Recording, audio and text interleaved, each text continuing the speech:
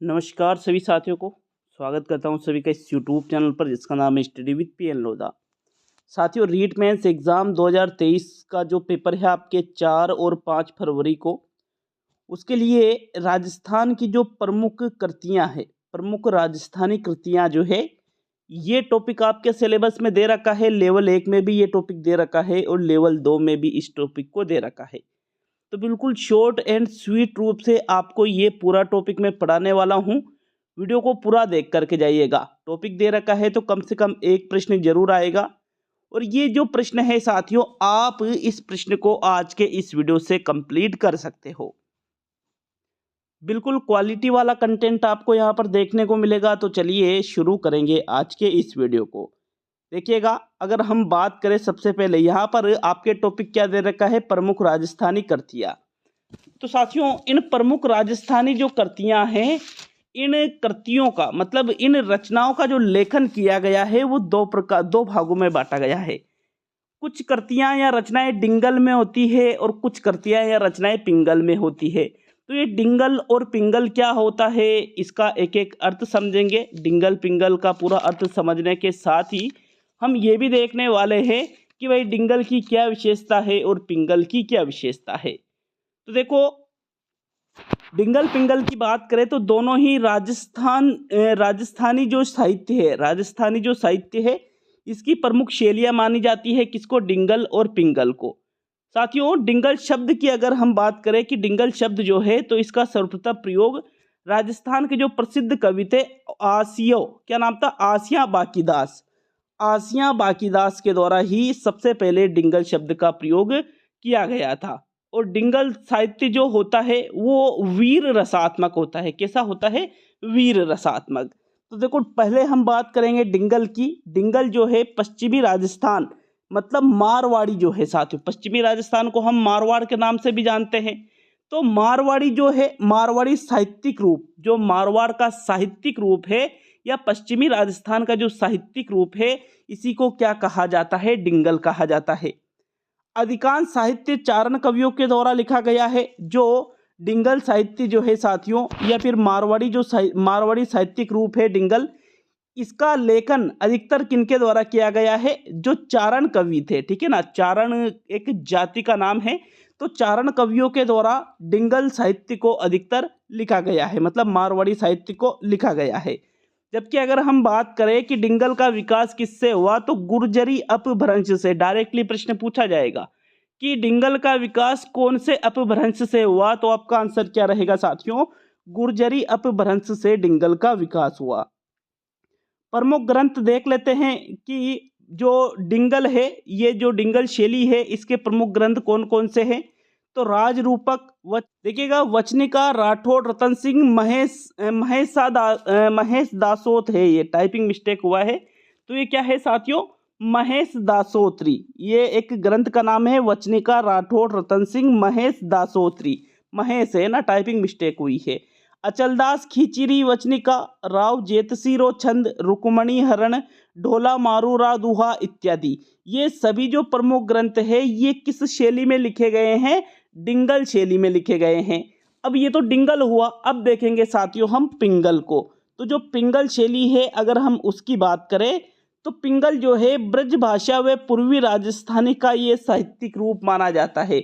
जो ब्रज भाषा है, अब ब्रज भाषा राजस्थान में देखिए, ब्रज किधर पड़ता है, ठीक है ना। ब्रज आपके यहाँ इधर पड़ जाता है साथियों। तो इधर वाला जो इलाका है, यहाँ पर जो साहित्य लिखा गया है वो किस में आएगा? पिंगल में आएगा। देखिएगा, ब्रज भाषा व पूर्वी राजस्थानी का जो साहित्यिक रूप है, उसको ही क्या कहा जाता है? पिंगल कहा जाता है। मतलब यहाँ का जो साहित्य है, ये किस शैली में लिखा गया है? पिंगल शैली में लिखा गया है। अधिकांश साहित्य जो है पिंगल जो शैली में अधिकांश साहित्य लिखा गया है, भाट जाति के कवियों के द्वारा लिखा गया है। जबकि हमने डिंगल में क्या देखा था कि अधिकांश साहित्य किन्होंने लिखा था? जो चारण जाति के जो कवि थे उनके द्वारा। और जबकि पिंगल का जो अधिकांश पिंगल शैली में जो साहित्य लिखा गया है, वो भाट जाति के कवियों के द्वारा लिखा गया है। हमने देखा था कि डिंगल का विकास गुर्जरी अपभ्रंश से हुआ था, लेकिन पिंगल का विकास हुआ है शोरसेनी अपभ्रंश से। डायरेक्टली प्रश्न पूछेगा कि डिंगल का विकास कौन से अपभ्रंश से हुआ, तो डिंगल का तो गुर्जरी अपभ्रंश से। और अगर पिंगल का पूछ रहे तो पिंगल का विकास हुआ है शोरसेनी अपभ्रंश से। बिल्कुल याद रखना है साथियों। प्रमुख ग्रंथों के बारे में देखेंगे कि भाई जो पिंगल जो शैली है इसके माध्यम से कौन कौन से प्रमुख ग्रंथ लिखे गए हैं, तो पृथ्वीराज रासो, रतन रासो, विनयपाल रासो, वंश भास्कर और खुमान रासो। इस प्रकार से ये कुछ ग्रंथों के नाम हैं जो कि किस शैली में लिखे गए हैं साथियों, पिंगल शैली में लिखे गए हैं। किस शैली में लिखे गए हैं, पिंगल शैली में। तो थोड़ा समझ में आया कि डिंगल शैली क्या है और पिंगल शैली क्या है। एक बार मैं डायरेक्टली आपको बता देता हूँ, डिंगल शैली और पिंगल शैली की थोड़ी तुलना करें तो जो मारवाड़ी साहित्यिक रूप है वो तो क्या कहलाएगा, डिंगल। और जो ब्रज भाषा और पूर्वी राजस्थानी का जो साहित्यिक रूप है वो क्या कहलाएगा साथियों, आपके पिंगल। डिंगल जो है ये किससे विकास हुआ है, गुर्जरी अपभ्रंश से। और पिंगल का जो विकास हुआ है वो किससे हुआ है, शोरसेनी अपभ्रंश से हुआ है। डिंगल है जो है साथियों, इसका अधिकांश साहित्य चारण कवियों ने लिखा है और पिंगल का अधिकांश जो साहित्य है वो जो भाट जाति के कवि है उनके द्वारा लिखा गया है। तो थोड़ा थोड़ा क्लियर हुआ होगा डिंगल और पिंगल के बारे में सभी के माइंड में। चलिए आगे बढ़ते हैं साथियों। आगे हम बात करेंगे राजस्थान की प्राचीनतम रचनाओं के बारे में। तो राजस्थान की सबसे प्राचीनतम अगर रचना आपसे पूछ ले तो भरतेश्वर बाहुबली घोर, क्या नाम है रचना का, भरतेश्वर बाहुबली घोर रचना का नाम है, जिसके लेखक है वज्रसेन सूरी।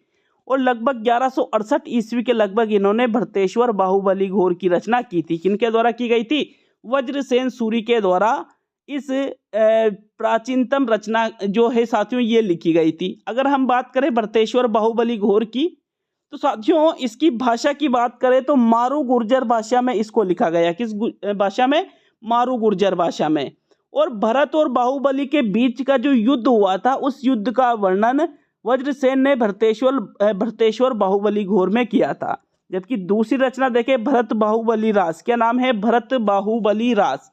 साथियों जो भरत बाहुबली रास है इसके लेखक कौन है, शालिभद्र सूरी। क्या नाम है लेखक का, शालिभद्र सूरी द्वारा ये रचित ग्रंथ है। और ये भी किस में लिखा गया है, मारू भाषा में। किसमें, मारू गुर्जर भाषा में ये ग्रंथ लिखा गया है। क्लियर है सभी के ये। चलिए आगे बढ़ते हैं। अब आपके बिल्कुल टॉपिक क्या दे रखा है, यहाँ पर टॉपिक आपके दे रखा है साथियों कि भाई आपके प्रमुख राजस्थानी कृतियां। तो एग्जामिनर डायरेक्टली प्रश्न क्या पूछेगा कि इनमें से कौन सी रचना किसके द्वारा लिखी गई है। सबसे ज्यादा प्रश्न आपसे यही पूछा जाएगा। सबसे ज्यादा प्रश्न आपसे क्या पूछा जाएगा कि कौन सी रचना किसके द्वारा लिखी गई है। और जो चीजें आप यहाँ पर पढ़ रहे हो इन सभी की पीडीएफ आपको study with PN Lodha application पर 75 रुपीज वाले कोर्स में उपलब्ध है। और इन सभी के जो क्वेश्चन आंसर है 149 रुपए वाली टेस्ट सीरीज में उपलब्ध है, लेवल 1 प्लस लेवल 2 के लिए, जिसमें मैराथन टेस्टों का भी आयोजन किया जाता है पूरे 150 प्रश्नों का माइनस मार्किंग सहित। तो ऐप को डाउनलोड नहीं कर रखा है तो डाउनलोड जरूर करिएगा साथियों। ऐप का लिंक कमेंट बॉक्स में भी है और प्ले स्टोर पे जाकर भी आप ऐप को डाउनलोड करके 149 रुपए वाली जो टेस्ट सीरीज है इसको परचेस कर सकते हो। एग्जाम तक इसकी फीस मात्र 149 रुपए है। तो चलिए आगे हम बात करेंगे प्रमुख राजस्थानी जो कृतियां हैं कि कौन सी कृति किसके द्वारा। तो देखो सबसे पहले हम बात करेंगे प्रमुख राजस्थानी कृतियों के अंतर्गत पृथ्वीराज रासो की। एग्जाम में डायरेक्टली प्रश्न बनेगा कि पृथ्वीराज रासो के लेखक कौन है। तो सबसे इंपॉर्टेंट चीज तो यही है कि कौन सा ग्रंथ किसके द्वारा लिखा गया है, कौन सी पुस्तक किसके द्वारा लिखी गई है। ये सबसे इंपॉर्टेंट क्वेश्चन आपके एग्जाम में बनता है। देखिए पिछले एग्जामों को आप उठा के देखोगे तो बिल्कुल आपको यही चीज देखने को मिलेगी कि यही पूछा जाता है कि कौन सी रचना किसकी है। तो साथियों पृथ्वीराज रासो नामक जो रचना है इसके लेखक कौन है, चंद्रबृदाई। कौन है साथियों, चंद्रबृदाई। अगर हम बात करें पृथ्वीराज रासो की तो साथियों इस रचना में जो चौहान सम्राट थे अजमेर के, पृथ्वीराज चौहान तृतीय, उनका यहाँ पर चरित्र और युद्धों का वर्णन पृथ्वीराज रासो में किया गया है। और ये देखिएगा पिंगल में रचित है। किस शैली में रचित है, ये पिंगल शैली में इसकी रचना की गई है। और जो दरबारी कवि थे पृथ्वीराज चौहान के, चंद्रबृदाई, उनके द्वारा ही इसकी रचना की गई है। तो ये कुछ बेसिक जानकारी किसके बारे में थी, पृथ्वीराज रासो के बारे में, जिसके लेखक कौन है साथियों, चंद्रबृदाई जिसके लेखक है।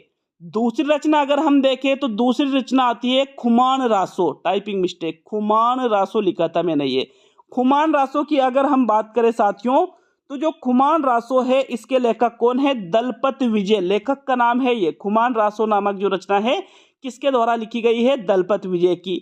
अगर बात करें खुमान रासो की तो ये भी पिंगल भाषा में ही लिखित है। किस शैली में लिखित है? ये भी पिंगल शैली में ही इसकी रचना की गई है साथियों।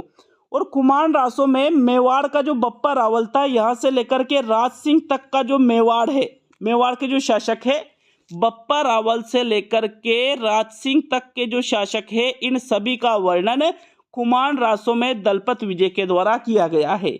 ये भी सभी के क्लियर है। डायरेक्टली प्रश्न बनेगा कि खुमान रासो के लेखक कौन है? तो दलपत विजय खुमान रासो के लेखक है। क्या बताया इसने? जो मेवाड़ का जो मेवाड़ का जो साथियों क्या बताया इन्होंने? मेवाड़ के बप्पा रावल से लेकर के राज सिंह तक के जो शासक हुए हैं मेवाड़ के, उन शासकों का वर्णन खुमान रासो में दलपत विजय के द्वारा किया गया है। चलिए तीसरी रचना की तरफ बढ़ते हैं। तो आपके तीसरी रचना का नाम आता है बीकानेर रा राठौड़ोरी ख्यात। क्या नाम आता है? बीकानेर रा राठौड़ोरी ख्यात। अगर हम बात करें बीकानेर रा राठौड़ोरी ख्यात की, तो मित्रों बीकानेर रा राठौड़ोरी ख्यात के लेखक कौन है? दयाल दास है। कौन है भाई? दयाल दास के द्वारा इसकी रचना की गई है। किसके द्वारा? दयाल दास के द्वारा। देखो इस रचना में 2 खंडों में है ये रचना। बीकानेर रा राठौड़ोरी ख्यात कितने खंडों में है ये रचना? तो 2 खंडों में इसकी रचना की गई है। साथियों इस ग्रंथ में जोधपुर और बीकानेर, जो जोधपुर और बीकानेर के राठौड़ों का प्रारंभ हुआ था, ठीक है ना, जोधपुर और बीकानेर में राठौड़ों का जो प्रारंभ हुआ था, वहां से लेकर के बीकानेर के महाराजा सरदार सिंह के राज्याभिषेक तक की घटनाओं का वर्णन दयाल दास के द्वारा अपनी इस रचना में की गई है। ठीक है ना, बीकानेर रा राठौड़ोरी ख्यात। तो ये रचना किसकी हुई? फिर दयाल दास की हुई। चलिए अगली रचना की ओर बढ़ेंगे साथियों। अगली रचना का नाम आता है सगत रासो। क्या नाम आता है? सगत रासो, जिसके रचनाकार कौन है? गिरधर आसिया। क्या नाम है? गिरधर आसिया। जो सगत रासो है, सगत रासो के भी लेखक आपको याद रखना है बिल्कुल। इसके लेखक कौन है? गिरधर आसिया इसके लेखक है साथियों।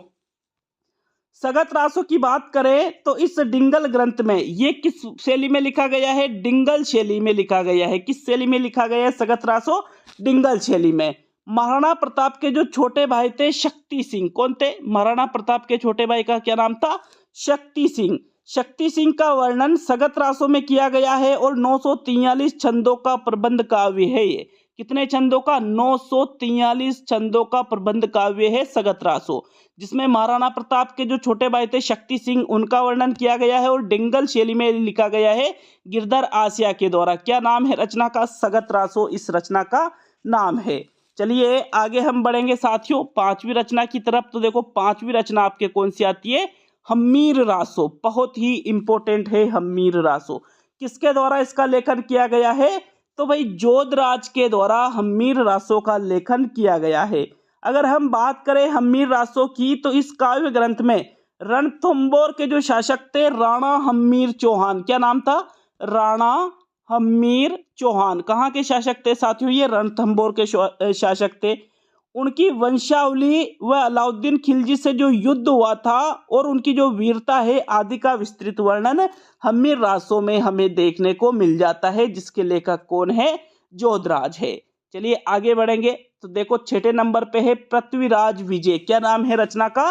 पृथ्वीराज विजय। और इसके लेखक की अगर हम बात करें कि ये रचना किसके द्वारा लिखी गई है, तो जयानक के द्वारा। किसके द्वारा? जयानक के द्वारा पृथ्वीराज विजय जो रचना है ये लिखी गई है।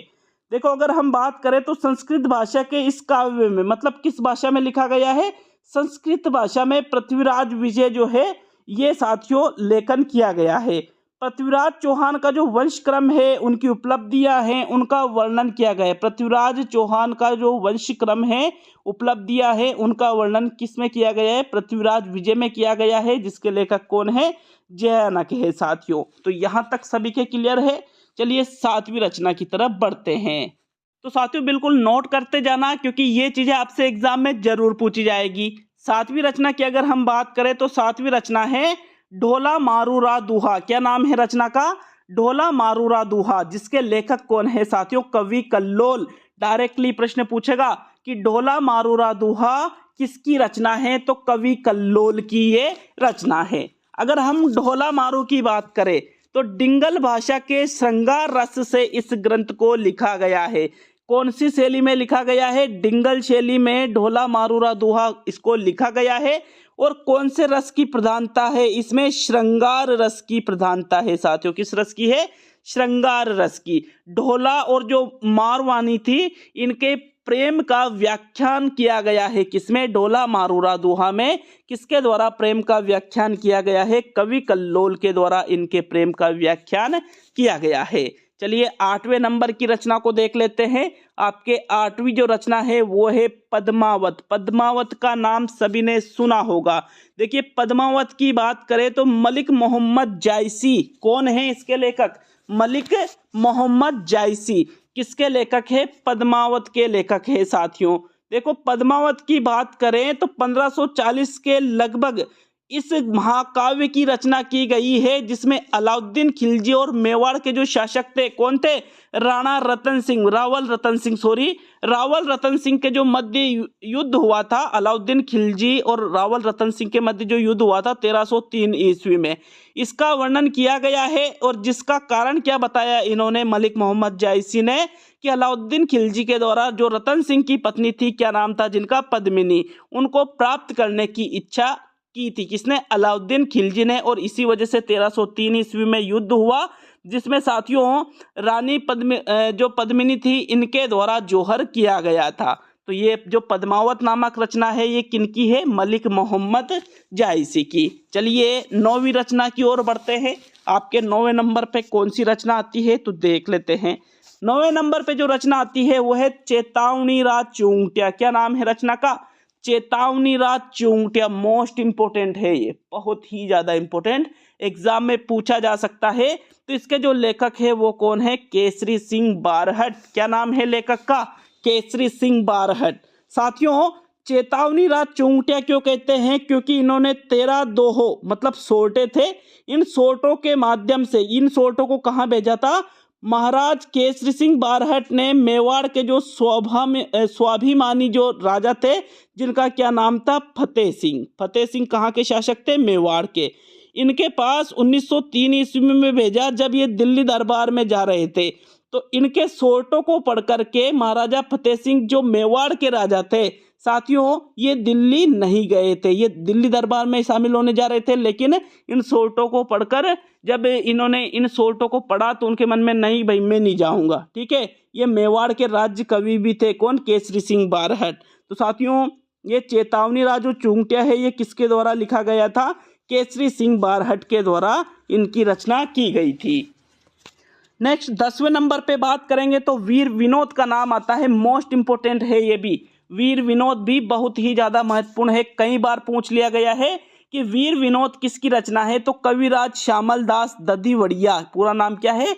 कविराज श्यामल दास ददीवड़िया। इनकी रचना है कौन सी? वीर विनोद नाम से एक रचना आती है साथियों। बहुत ही इंपॉर्टेंट रचना है, पूछा जा सकता है। तो देखिए वीर विनोद की अगर हम बात करें तो इन्होंने वीर विनोद में क्या बताया है? जो मेवाड़ में 1836 ईस्वी में इनका जन्म हुआ था। तो देखिए ये वीर विनोद नामक जो रचना कविराज श्यामल दास ददीवड़िया के द्वारा की गई थी, इसका लेखन 4 खंडों में किया गया था साथियों। कितने खंडों में किया गया था? 4 खंडों में। और इस ग्रंथ को लिखने के कारण जो कविराज थे, कविराज कौन थे? श्यामल दास। इनको ब्रिटिश सरकार के द्वारा केसर ए हिंद की उपाधि प्रदान की गई थी। मोस्ट इंपोर्टेंट क्वेश्चन ये बन जाता है आपके कि केसर ए हिंद की उपाधि कौन से कवि को ब्रिटिश सरकार के द्वारा दी गई थी? तो वीर विनोद को, क्या कविराज श्यामल दास को, जो इन्होंने वीर विनोद नामक ग्रंथ लिखा था 4 भागों में, इसके कारण इनको केसर ए हिंद की उपाधि दी गई थी। किसको? कविराज श्यामल दास को। किन की तरफ से दी गई थी ये उपाधि? अंग्रेजों के द्वारा। चलिए आगे बढ़ेंगे साथियों। अगली जो रचना है उसके बारे में देख लेते हैं। तो 11वें नंबर पे कौन सी रचना आती है? वंशी भास्कर। नाम तो सुना होगा वंशी भास्कर का। लेखक कौन है इसके? सूर्यमल मिश्रण साथियों। कौन है? सूर्यमल मिश्रण ही वंशी भास्कर के लेखक है। तो अब हम बात करेंगे वंशी भास्कर की। साथियों वंशी भास्कर में क्या क्या हुआ था देखिए थोड़ा सुनना। बूंदी के जो महाराव थे राम सिंह, इनके दरबारी कवि थे सूर्यमल मिश्रण। इन्होंने पिंगल काव्य ग्रंथ में बूंदी राज्य का विस्तृत ऐतिहासिक और अन्य राजस्थान के जो राज्य थे इनका संक्षिप्त रूप से वर्णन किया है। वंशी भास्कर को ये पूर्ण करने के लिए इन्होंने साथियों इनका जो दत्तक पुत्र मुरारी दान, क्या नाम है, मुरारी दान, वंशी भास्कर को पूर्ण किसने किया था, मुरारी दान ने किया था। यह आपसे प्रश्न पूछा जा सकता है, जो कि सूर्यमल मिश्रा का क्या था, दत्तक पुत्र था। तो याद रखना है, दो प्रश्न सबसे इंपॉर्टेंट बन जाते हैं कि वंशी भास्कर किसकी रचना है, सूर्यमल मिश्रण की, और वंशी भास्कर को पूर्ण करने का कार्य किसने किया था, इनका जो दत्तक पुत्र था जिसका नाम क्या था, मुरारी दान। क्या नाम था साथियों, मुरारी दान इनके दत्तक पुत्र का नाम था, जिन्होंने वंशी भास्कर को पूर्ण किया था। तो यह आपको विशेष तौर पे याद रखना है। 12वें नंबर की रचना देखें तो रुक्मणी हरण और नागदमन, क्या नाम है, रुक्मणी हरण और नागदमन। साथियों ये जो रचना है ये किसके द्वारा लिखी गई है, सायाजी झूला के द्वारा। किनके द्वारा, जो इडर नरेश राव कल्याणमन के आश्रित कवि थे सायाजी झूला, इनके द्वारा ही इन रुक्मणी हरण और नागदमन की रचना की गई, जो कि किस शैली में लिखा गया, डिंगल शैली में लिखा गया था। किस शैली में है ये रचना, डिंगल शैली में। क्लियर है सभी के। चलिए 13वीं रचना की ओर बढ़ते हैं। आपके 13वीं रचना क्या है, राव जेतसिरो छंद, जिसके लेखक है बीटू सूजा। कौन है, बीटू सूजा। मोस्ट इंपोर्टेंट है भाई, इसको बिल्कुल स्टार कर लेना। एक तो चेतावनी राज चुंकिया, एक वीर विनोद, एक वंशी भास्कर और एक ये राव जेतसिरो छंद। ये सबसे ज्यादा इंपॉर्टेंट चीजें पढ़ रहे हो आप। तो राव जेतसिरो छंद डायरेक्टली एग्जाम में प्रश्न बन गया कि इसके लेखक कौन है, तो आपका आंसर क्या रहेगा, बीटू सूजा जी राव जेतसिरो छंद के लेखक है।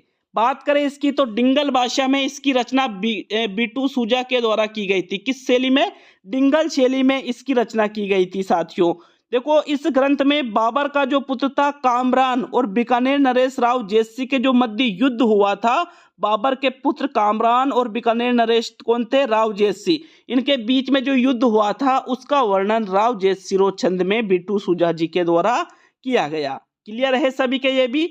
चलिए आगे बढ़ेंगे। अब हम अचलदास खींची वचनिका, क्या नाम है अगली रचना का, अचलदास खींची वचनिका रचना का नाम है, जिसके लेखक कौन है, शिवदास गार्डन। कौन है, शिवदास गार्डन। तो साथियों अचलदास खींची वचनिका की बात करें तो साथियों इसका आपको ये याद रखना है, इसका तो सिर्फ ये याद रख लेना आप कि भाई इसके लेखक कौन है, तो शिवदास गार्डन इसके लेखक है। नेक्स्ट 15वें नंबर की ओर बढ़ते हैं। देखिए 15वें नंबर पे आता है रणमल छंद, जिसके लेखक है श्रीधर व्यास। कौन है, श्रीधर व्यास। तो देखो रणमल छंद की बात करें तो पाटन के जो सूबेदार थे जफर खां इनका नाम था, पाटन के सूबेदार थे जफर खां और इडर के राठौड़ राजा थे रणमल, इन दोनों के बीच में युद्ध हुआ था। साथियों इस युद्ध का वर्णन रणमल छंद में श्रीधर व्यास के द्वारा किया गया। देखिएगा श्रीधर व्यास जो थे ये राजा रणमल का समकालीन था, इसी वजह से इसने ये रणमल छंद की रचना की थी। ठीक है ना, किसने की थी, श्रीधर व्यास ने। नेक्स्ट 16वें नंबर की ओर बढ़ते हैं। तो देखिए 16वें नंबर का भी बहुत ही इंपॉर्टेंट है, बीसल देव। क्या नाम है साथियों, बीजल नहीं है यार, बीसल है, टाइपिंग मिस्टेक हुई है। क्या है, बीसल देव रासो। क्या नाम है लेखन रचना का, बीसल देव रासो। देखो नरपति नाल है के द्वारा, किनके द्वारा, नरपति नाल है के द्वारा बीजल देव, अरे बार बार बीजल देव बोल रहा हूं यार मैं, बीसल देव है, बीसल देव है ये ना। तो बीसल देव रासो की रचना की गई नरपति नाल के द्वारा। देखिए बीसल देव रासो के बारे में जरूर बात करेंगे। तो अजमेर चौहान शासक थे बीसल देव, जिनको विग्रह राज चतुर्थ भी कहा जाता है। क्या कहा जाता है, विग्रह राज चतुर्थ इनको कहा जाता है। जो अजमेर चौहान शासक कौन थे, बीसल देव। ये बीसल देव की ही है ये रचना, बीजल देव की नहीं है, बीसल देव की है। तो साथियों जो बीसल देव थे, बीसल देव रासो अजमेर के चौहान वंश के शासक विग्रहराज चतुर्थ, और उनकी जो रानी थी जिनका नाम था राजमती, रानी का नाम क्या था, राजमती। इन दोनों की प्रेम गाथा का वर्णन बीसल देव रासो में नरपति नालह के द्वारा किया गया। ये जो कथा है बीसल देव रासो ये 4 खंडों में विभाजित है भाई। कितने खंडों में विभाजित है ये कथा, 4 खंडों में। चलिए 17वें नंबर की ओर बढ़ते हैं। तो 17वें नंबर पे आता है राजपुताने का इतिहास।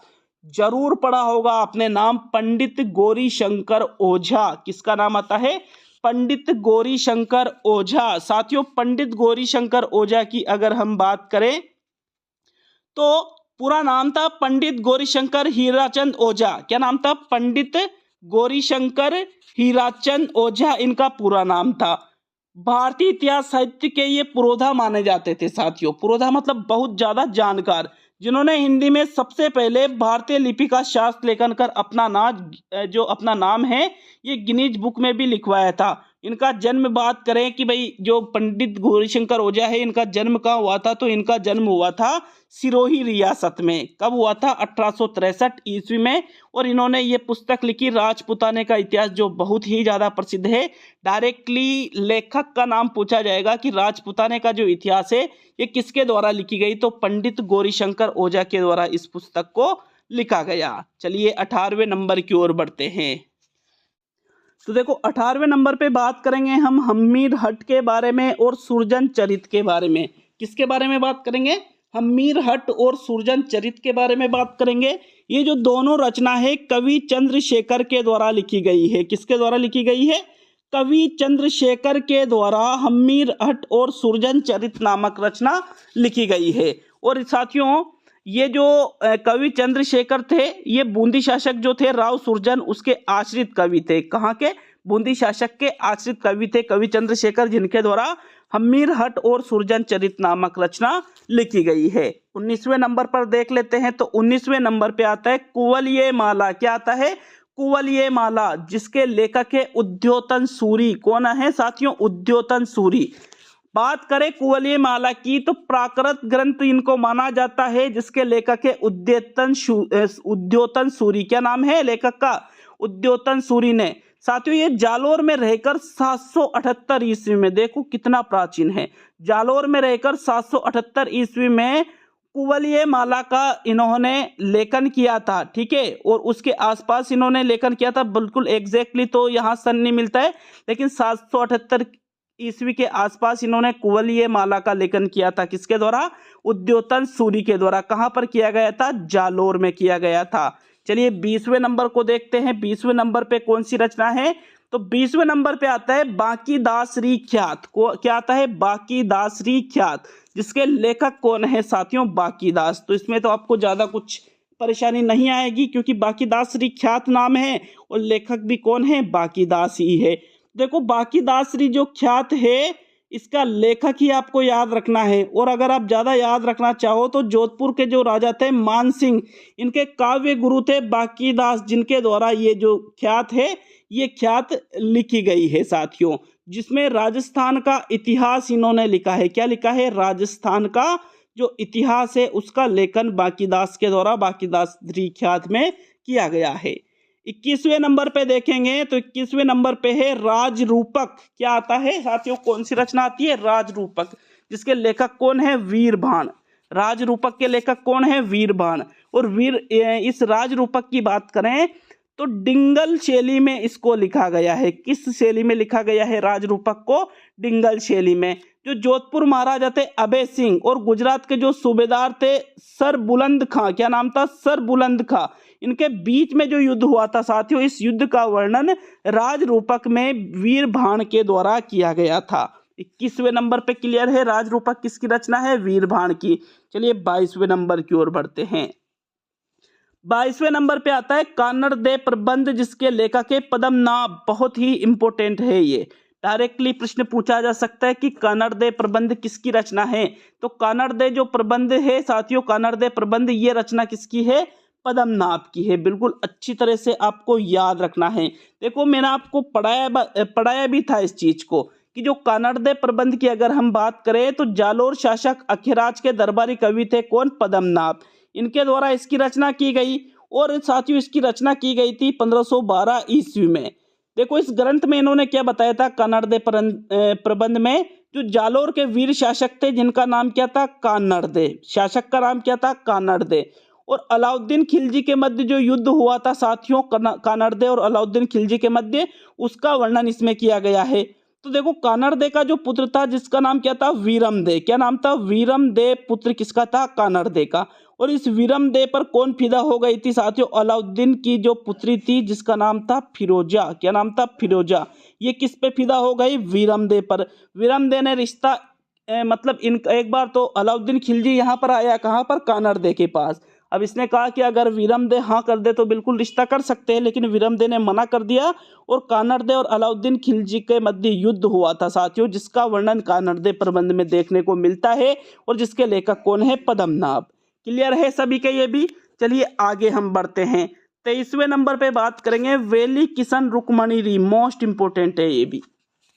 वेली किशन रुक्मणी बात करें तो पृथ्वीराज राठौड़ इसके लेखक है। कौन है, पृथ्वीराज राठौड़ इसके लेखक है। बात करें वेली किशन रुक्मणी तो सम्राट अकबर के नवरत्नों में से एक पृथ्वीराज भी थे साथियों। बीकानेर शासक राय सिंह के छोटे भाई थे तथा पीतल के नाम से साहित्य रचना ये किया करते थे।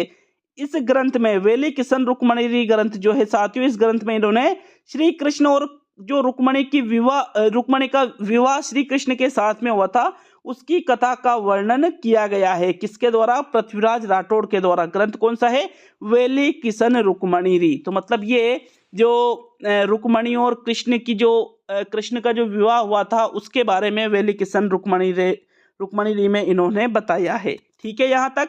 चलिए 24वें नंबर की ओर बढ़ते हैं तो अगली रचना आती है बिहारी सतसई, जिसके लेखक कौन है, महाकवि बिहारी। कौन है साथियों, महाकवि बिहारी। तो देखो बिहारी सतसई जो ये जो ग्रंथ है साथियों, श्रृंगार रस की रचना है। ये कैसे रस की रचना है, श्रृंगार रस की इसमें प्रधानता रखी गई है। किसमें, बिहारी सतसई में, जिसके लेखक भी कौन है, महाकवि बिहारी है। नेक्स्ट 25वें नंबर की ओर बढ़ते हैं तो 25वें नंबर पे आता है हम्मीर महाकाव्य। कौन सा काव्य आता है, हम्मीर महाकाव्य, मोस्ट इंपोर्टेंट, जिसके लेखक कौन है, नयन चंद्र सूरी। लेखक का नाम क्या है, नयन चंद्र सूरी। देखिए हम्मीर महाकाव्य की अगर हम बात करें तो संस्कृत भाषा में इस ग्रंथ को लिखा गया जैन मुनि थे नयन चंद्र सूरी, इनके द्वारा। जो रणथंभौर के चौहान शासक है उनका वर्णन हम्मीर महाकाव्य में नयन चंद्र सूरी ने किया था साथियों। नेक्स्ट 26वीं रचना की तरफ बढ़ते हैं तो 26वीं रचना है नागर समुच्चय। रचना का क्या नाम है, नागर समुच्चय, जिसके लेखक कौन है, भक्त नागरीदास। नागर समुच्चय नामक जो रचना है इसके लेखक कौन है, भक्त नागरीदास। देखिएगा इन सभी चीजों की पीडीएफ मैंने पहले बोला था ऐप पे उपलब्ध है और सभी जो टेस्ट सीरीज है all subject level 1 plus level 2 की 149 रुपए में आपको ऐप पर प्रोवाइड की जाती है साथियों। तो ऐप को डाउनलोड जरूर करिएगा, कमेंट बॉक्स में भी मैंने लिंक दे दिया है। देखो नेक्स्ट 27वें नंबर पे अगर हम बढ़े तो विजयपाल रासो आता है। किसका नाम आता है, विजयपाल रासो का। और विजयपाल रासो के लेखक कौन है, नल सिंह। जबकि 28वें नंबर पे देखें तो गजगुण रूपक का नाम आता है साथियों, जिसके लेखक है केशवदास गार्डन। देखो गजगुण की बात करें तो जोधपुर के जो महाराजा थे जिनका नाम था गजराज सिंह। क्या नाम था, गजराज सिंह। गजराज सिंह के राज्य वैभव, तीर्थ यात्रा और युद्धों का वर्णन गजगुण रूपक में केशवदास गार्डन के द्वारा किया गया था साथियों। तो ये आपके जो टॉपिक दे रखा है राजस्थानी जो प्रमुख कृतियां हैं उनके बारे में, तो जो जो इम्पोर्टेंट है जहां जहां से प्रश्न बन सकता है बिल्कुल आपको मैंने इस वीडियो में बताने की पूरी कोशिश की है। कैसा लगा वीडियो कमेंट करके जाइएगा, अच्छा लगे वीडियो लाइक शेयर करिएगा साथियों, और चैनल पर नए हो तो चैनल को सब्सक्राइब करके जरूर जाइएगा। मिलता है नेक्स्ट वीडियो में, बहुत बहुत धन्यवाद सभी।